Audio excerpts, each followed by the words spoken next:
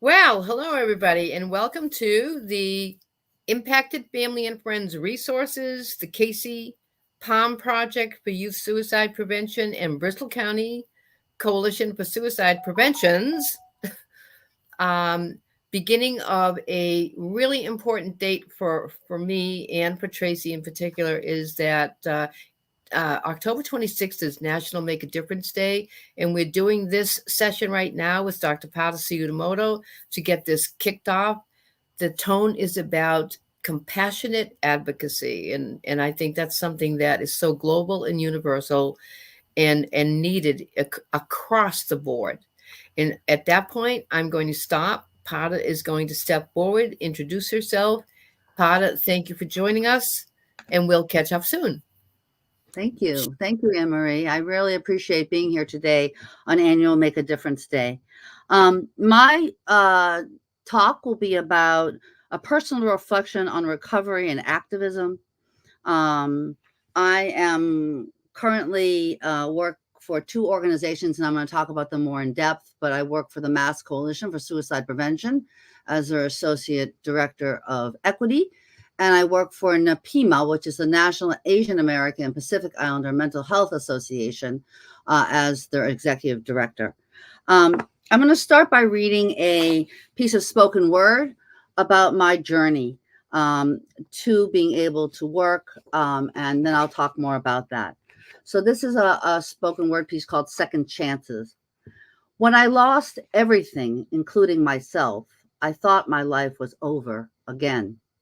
I lay alone in my bed, hid under the weight of the covers, unable to move, unable to do, unable. I cried every day for 10 years. 10 years, literally. I was lost in my sadness. I was lost in my darkness. I was lost in my pain. I was grieving my losses.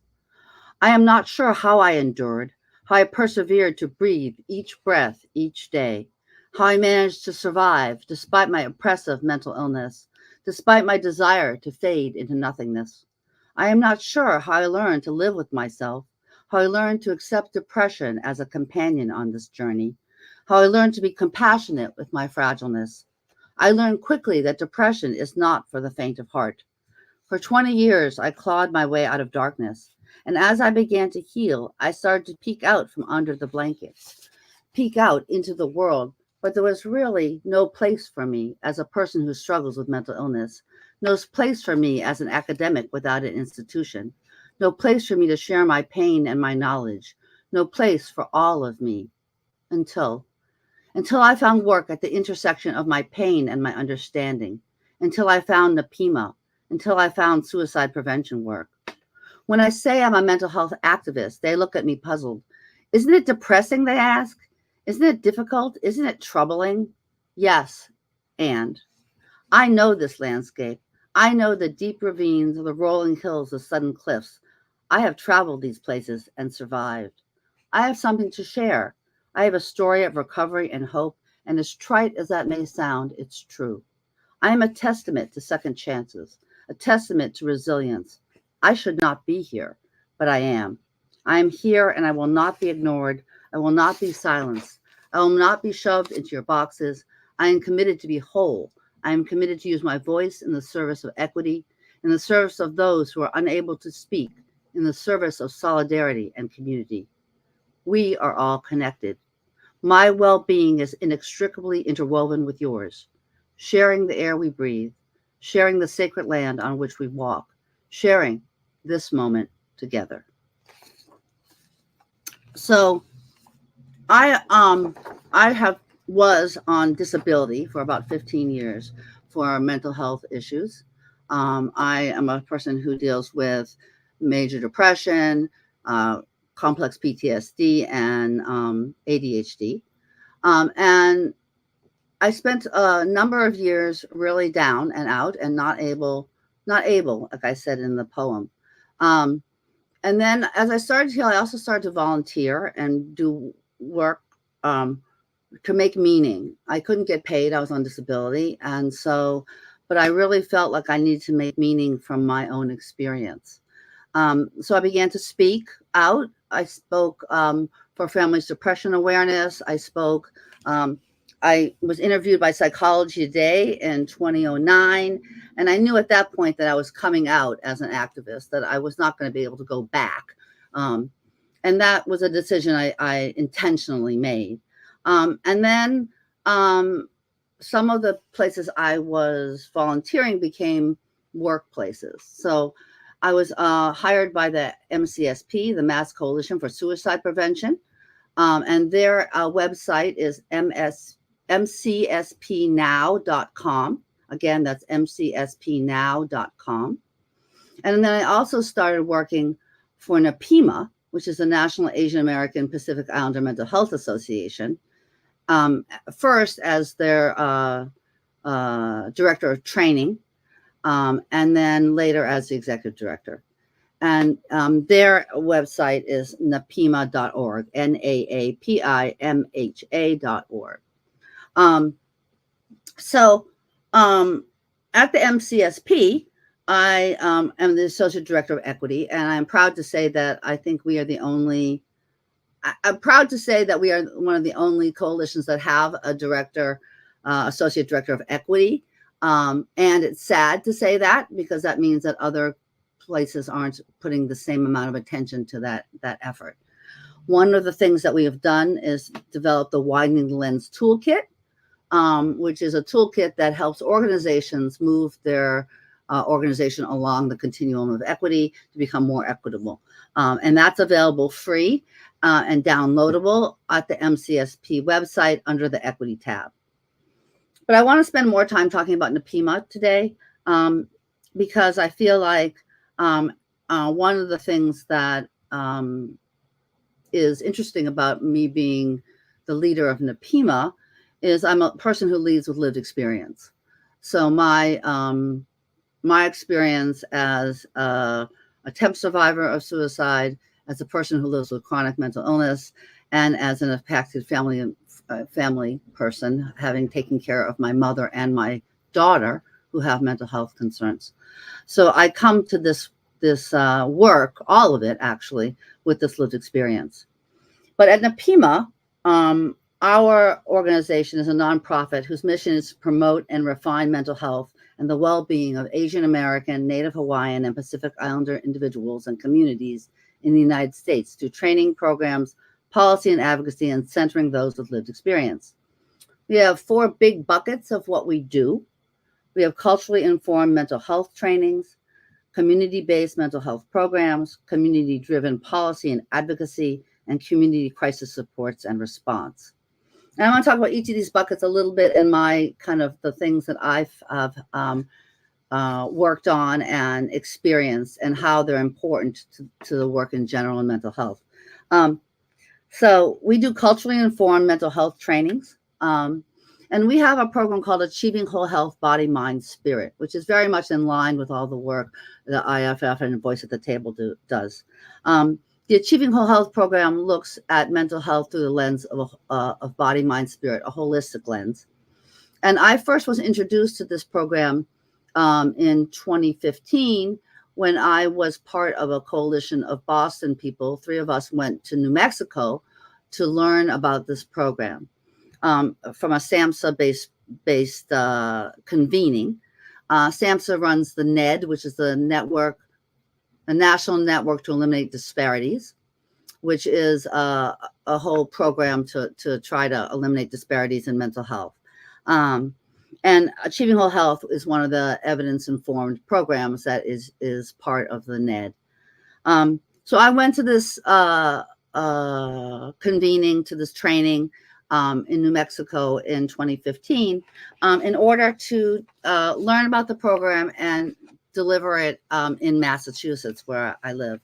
Now, the program also works to help people develop health goals of their own. So it's really about understanding how body, mind, spirit works, and then developing a health goal based on what your needs are in particular. And I learned this program, and it's very powerful. It's not complicated per se, but it's very powerful because it allows us to really think about how mental health is affected, how by our body, mind, spirit. And it's not just in our heads. It's Western medicine tends to remove, like, to separate all these different sections, and in Asian philosophies and understanding, they're really all integrated. And so this integrates these body, mind, spirit to talk about how it all affects our mental health, and then develop a health goal. I delivered this program to a teen center, to young women in a teen center in Massachusetts, and it was very successful. The teens really resonated with this as well, and it was interesting because one of the cohorts of teens, one of the individuals, decided to create a goal around getting more sleep, because, as people know, teenagers, routinely don't get enough sleep. So anyway, this young woman wanted to get more sleep, and in the process of having her goal and tracking it, we track it for 8 weeks, and we meet as a group to support people with their health goals. And what happened was, she went from understanding that the sleep issue was really related to the phone issue, and spending too much time on her phone during homework periods. So that was really interesting for her, and she started a whole practice of using the phone less and less, and moving it further and further away from her reach, and she started getting more sleep. It was a very nice correlation. But she also, what was interesting for her is just the knowledge that it wasn't sleep exactly, but it was this other aspect of her life. So anyway, so that was a really powerful experience for her, and I think a really good learning for all of us. Another culturally informed training we do is mental health first aid, which is put on by the National Council, but we weave in the cultural concerns of Asian American, Native Hawaiian, Pacific Islanders. People can look up mental health first aid.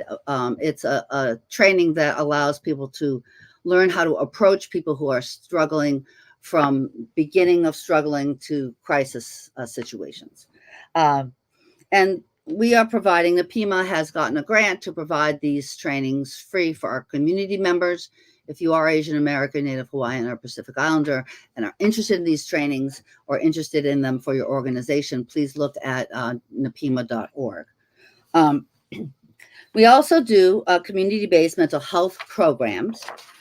We have a youth program called Friends Do Make a Difference, which addresses youth, high school youth, to be able to have conversations about mental health with their peers.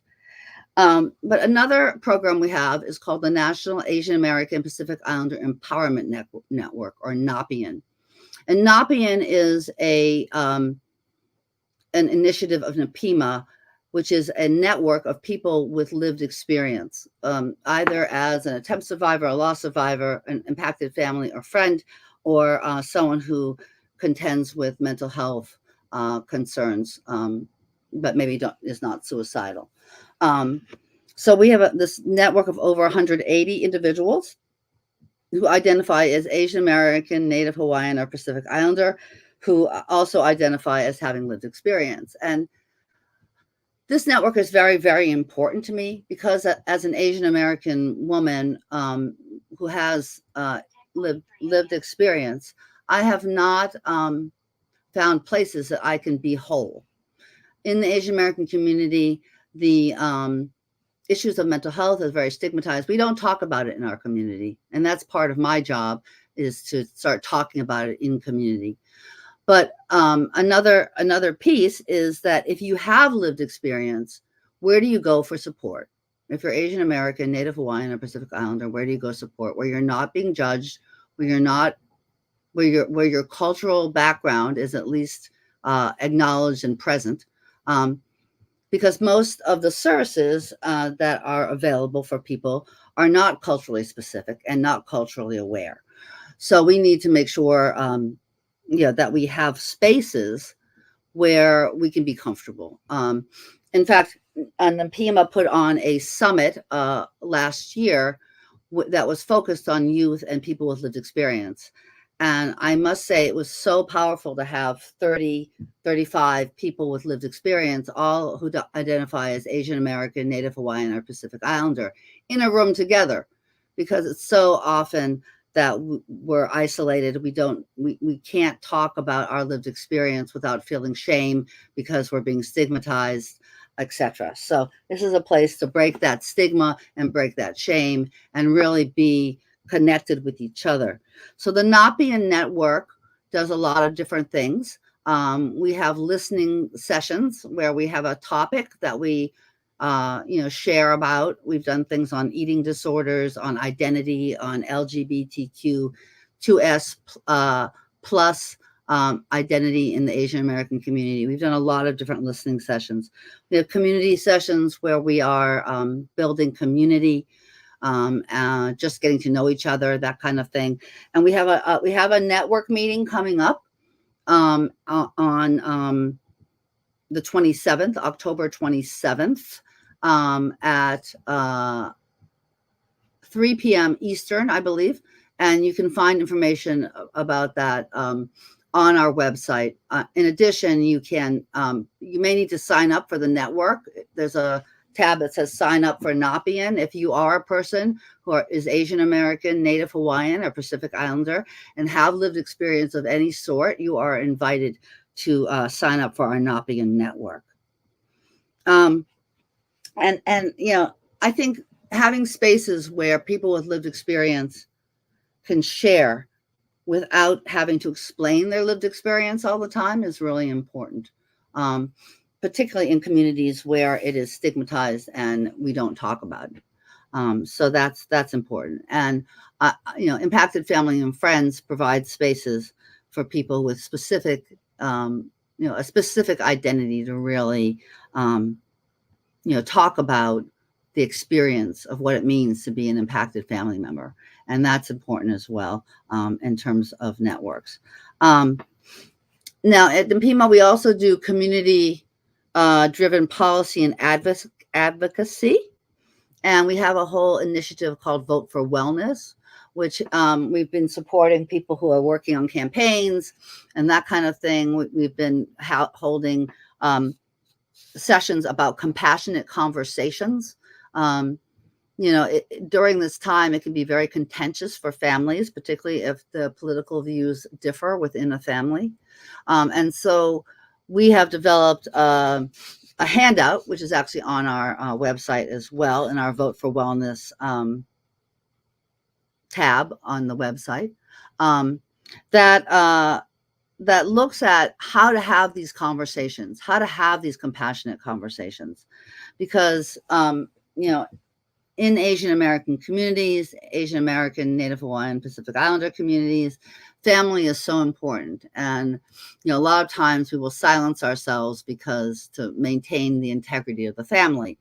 But this is, some tips on how to have conversations, things like acknowledging the places where we are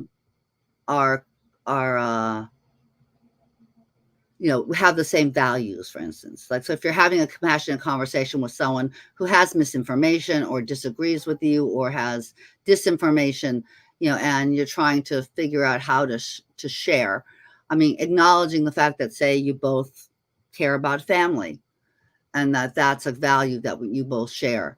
And then talking about how that may differ, depending on what policy you're supporting or, what issue you're dealing with.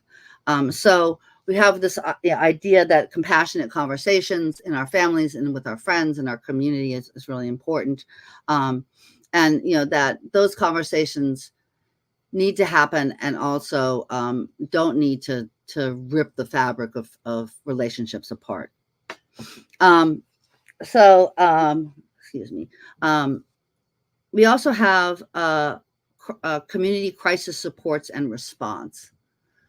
So, when the Maui fires happened, we provided some psychological first aid for first responders. We were part of that group, a group of people that got trained in psychological first aid and held space for the first responders in the Maui fires.